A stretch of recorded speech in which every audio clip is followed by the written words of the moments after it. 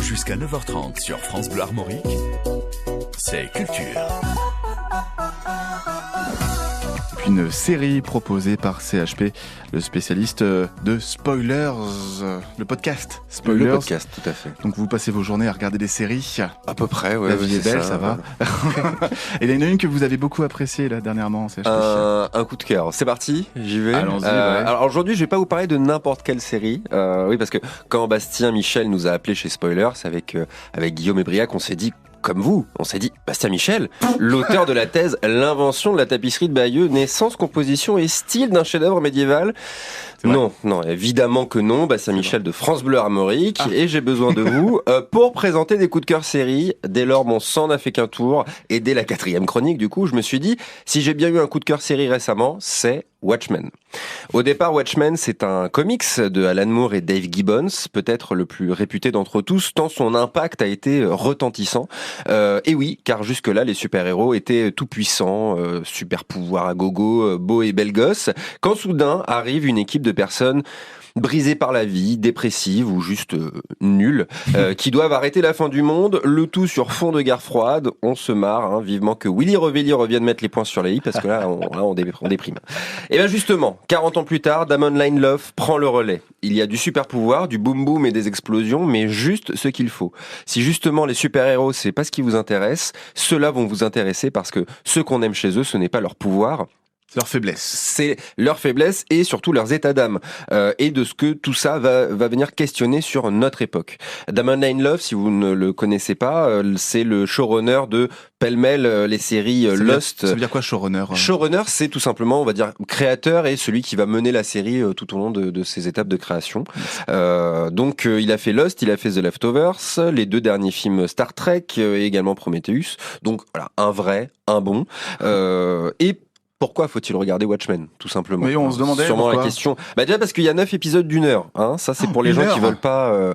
Oui, mais c'est court. 9 heures. Ça dépend pour qui. Voilà, lancez-vous dans X-Files, Bastien. Vous allez voir, ça va être très sympa les 14 saisons. Vous allez adorer ça. Vraiment, 9 heures pour une série qui va vous emmener dans une Amérique parallèle, sur fond d'émeutes, d'enquêtes policières, avec un casting fabuleux, mené par Regina King, une femme en premier rôle d'une série super-héros. Ça, on le prend toujours. Mention spéciale également à Jeremy Irons dans le rôle d'Ozymandias, qui est vraiment très grand acteur, mais en plus dans un rôle pareil, il est absolument fabuleux. Et pour finir, je vais également répondre à une question que je pense beaucoup se posent. Faut-il avoir vu le film de Zack Snyder? Zack Snyder avait fait un film sur la série Watchmen, un film assez réussi. Faut-il avoir vu ce film pour comprendre et aimer la série Watchmen?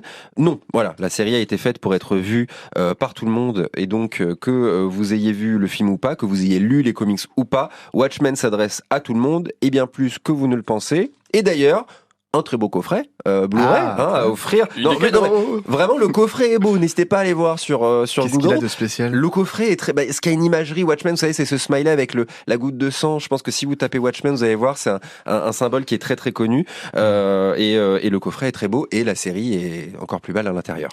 On le trouve uniquement en coffret DVD ou est-ce qu'on peut le regarder sur des plateformes? Il est disponible, je crois. Alors, vous savez, il était sur OCS à une époque, mais la plateforme OCS est un peu en crise. Il y a certaines séries qui s'en vont. The Leftovers, dont j'ai parlé, est parti parce que HBO récupère ses droits. C'est une série HBO, je ne l'ai pas dit, mais voilà. Et du coup, je ne saurais pas vous dire à l'heure actuelle, mais on n'oublie pas le format physique matérialisé. C'est une valeur sûre. Vous achetez le Blu-ray, il est à vous pour l'éternité. Surtout pour Noël, pratique aussi.